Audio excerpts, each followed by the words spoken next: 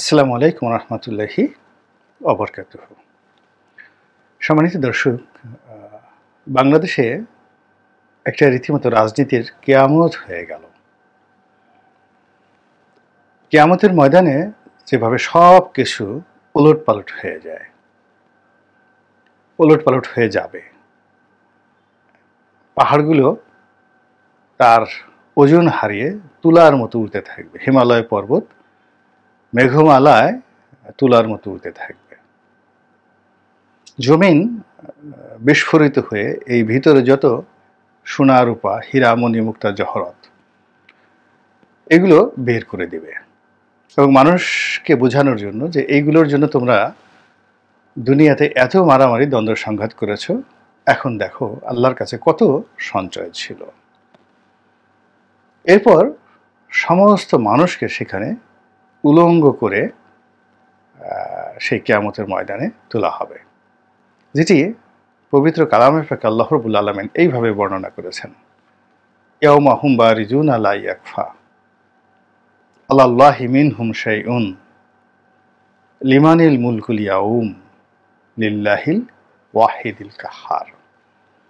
অর্থাৎ কিয়ামতের পর হাসর নসরের আগে যখন সব কিছু ধ্বংস হয়ে যাবে, সারা পৃথিবী নীরব এবং নিস্তব্ধ, তখন মহান আল্লাহ রাব্বুল আলামিন সেই পাহাড়কে ডেকে বলবেন, আয়না জিবালুকি, হে পাহাড়, জমিনের বুকে অনেক উঁচু হয়ে থাকতে আজ তুমি কোথায়?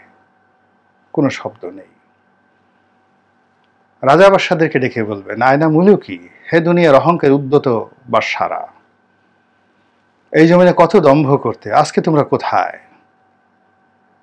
তারপরে এই পৃথিবীর যত হর্মরাজি, বড় বড় বিল্ডিং, গুল্মলতা, গাছপালা, তাদেরকে উদ্দেশ্য করে আল্লাহ ডাকবেন, আয়না আশজারুকি, আয়না আনহারুকি, কোথায় সেই বিলাসবহুল ভবনগুলো, কোথায় সেই যাকে বলা হয় লতা গুল্ম, সেই ফুল ফলে শোভিত করে পৃথিবীর মানুষকে নানাভাবে প্রলুব্ধ করত, সেই সৌন্দর্য কোথায়? চারিদিকে নীরব এবং নিস্তব্ধতা, আল্লাহর এই প্রশ্নের কোনো জবাব নেই।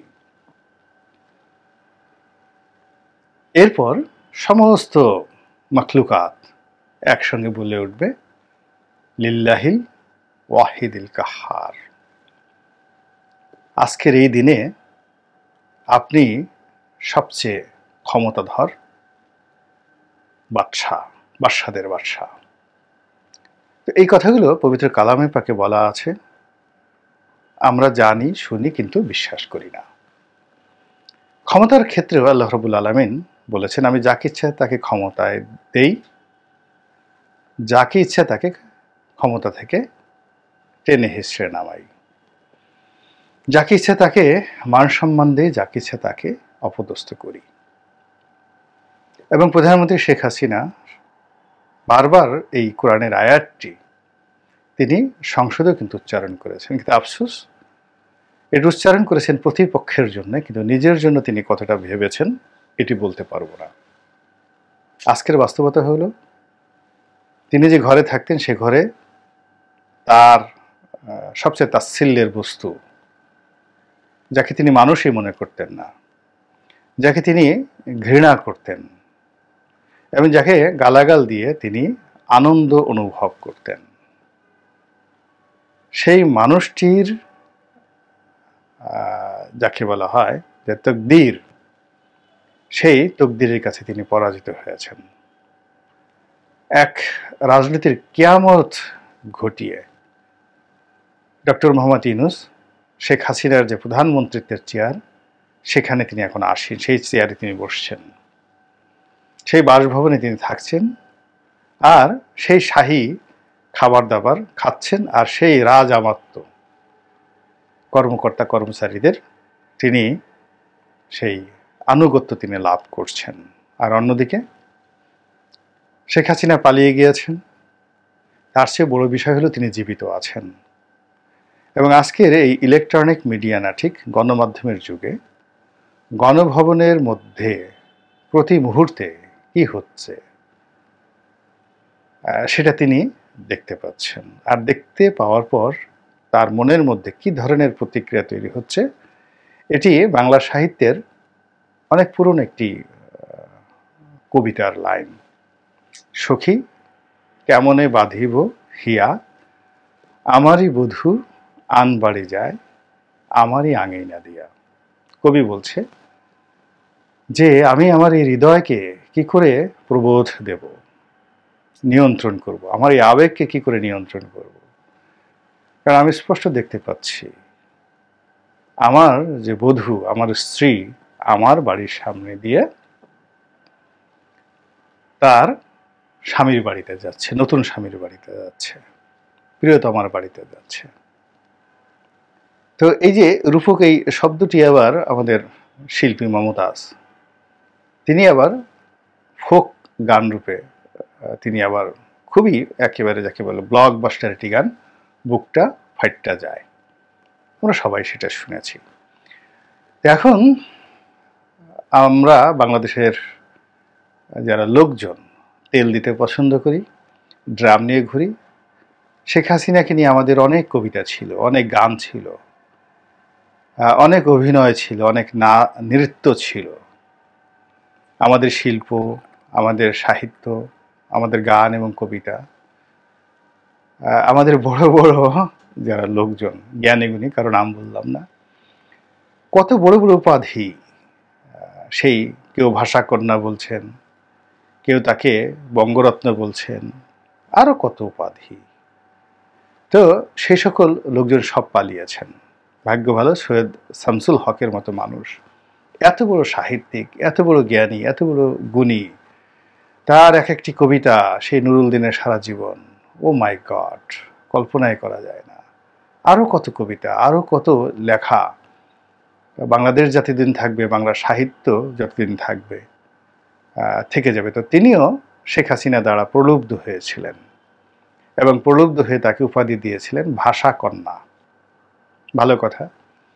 এখন তিনি বাংলাদেশে নেই, তিনি এখন দিল্লিতে। এবং এই যে ডক্টর ইউনূসের এই ঘটনা তিনি দেখছেন, তারই হয়তো ওই ডক্টর ইউনূসের আশেপাশে কেউ হয়তো রয়েছেন, ভিডিও করে আবার শেখ হাসিনাকে পাঠাচ্ছেন। হয়তোবা দেখছেন যে যে মানুষটি শেখ হাসিনার জন্য জীবন দিতে চেয়েছিল, তাকে বিভ্রান্ত করতে চেয়েছিল, সেগুলো এখন ডক্টর ইউনূসের সামনে গিয়ে হাত জোড় করে কিভাবে আকুতি জানায়।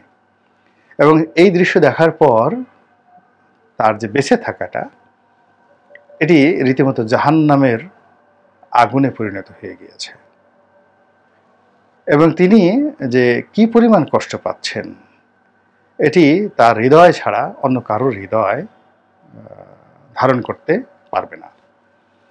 তো এই যে শেখ হাসিনার পতন এবং ডক্টর মোহাম্মদ ইউনূসের যে উত্থান, তার পলায়ন এবং আরেকজনের প্রতিস্থাপন, এগুলোর মধ্যে আল্লাহ রাব্বুল আলামিন যে শিক্ষা দিয়েছেন, সেই শিক্ষা আমরা যারা আছি ক্ষমতার বাইরে তাদের জন্য যেভাবে প্রযোজ্য, আর এই মুহূর্তে যারা রাষ্ট্র ক্ষমতা ভোগ করছেন তাদের জন্য আরও বেশি প্রযোজ্য। এত বড় একটি দল, বিশাল একটা ঐতিহ্য, এত বড় একটা পরিবার, বাংলাদেশের শেখ পরিবার মানে রাজনৈতিক অঙ্গনে সত্যিকার অর্থে এত বড় পরিবার আর কারো নেই।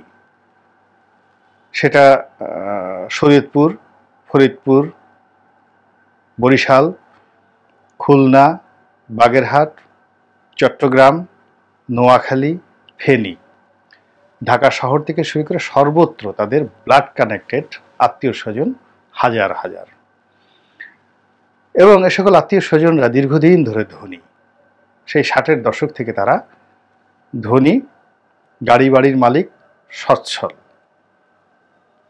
তো এত বড় একটা পরিবার, তার সঙ্গে সঙ্গে বিশাল একটা সংগঠন, সেই সংগঠন কি বলবো, আপনি সেই সংগঠনের যারা লোকজন বলা হয়ে থাকে, তাদের প্রায় 35% বাংলাদেশের টোটাল পপুলেশনের কর্মী এবং সমর্থক রয়েছে, আওয়ামী লীগের ভোট রয়েছে তাদের, দুই পয়সার কাজে আসেনি।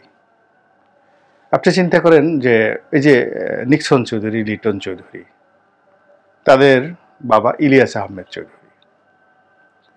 তো ইলিয়াস আহমেদ চৌধুরী, যার ডাকনাম ছিল দাদা ভাই, তো ইলিয়াস আহমেদ চৌধুরী বাংলার বাণীর যে ভবনটি গিয়ে দেখেন, সেই পাকিস্তান জমানাতে তিনি এটার মালিক ছিলেন। তো তিনি তো নতুন ধনী নন।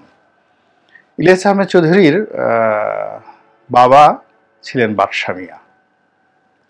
বাংলাদেশের মধ্যে যেই কজন ধনী এবং বড় জমিদার ছিলেন, এবং ব্রিটিশ জমানাতে তারা প্রথম তিনি ফরিদপুর, গ্রেটার ফরিদপুরের ডিস্ট্রিক্ট বোর্ডের তিনি চেয়ারম্যান হয়েছিলেন। তাদের আত্মীয়, বঙ্গবন্ধুর আত্মীয়। এরপর মোহন মিয়া সাহেব, ময়জউদ্দিন সাহেব। ময়জউদ্দিন বাংলাদেশের মধ্যে শীর্ষতম জমিদার। ময়জউদ্দিন সাহেবের ছেলে মোহন মিয়া, লাল মিয়া, তারা মিয়া, তিন ভাই। মোহন মিয়াকে আপনারা সবাই চিনেন। লাল মিয়া সেন্ট্রাল গভর্নমেন্টের মিনিস্টার ছিলেন।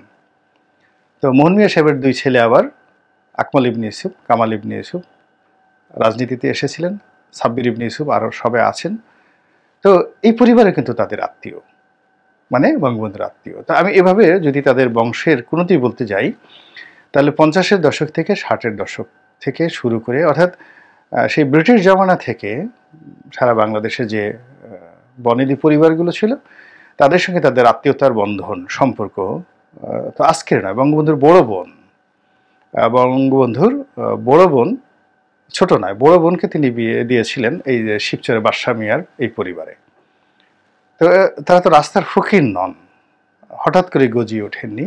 তো এই পরিবারের যে ঐতিহ্য, টাকা পয়সা, ধন সম্পদ, এ সব কিছু এই সময়টাতে এসে আল্লাহর হুকুমের কাছে কর্পূরের মতো উড়ে গেল।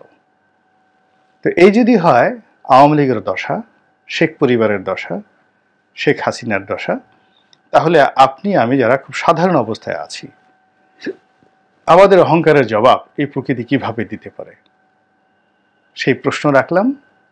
আর সেই প্রশ্নের কুফল থেকে মহান আল্লাহ রাব্বুল আলামিনের কাছে পানাহ চেয়ে এবং আপনাদের জন্য দোয়া করছি, আপনারা আমার জন্য দোয়া করবেন।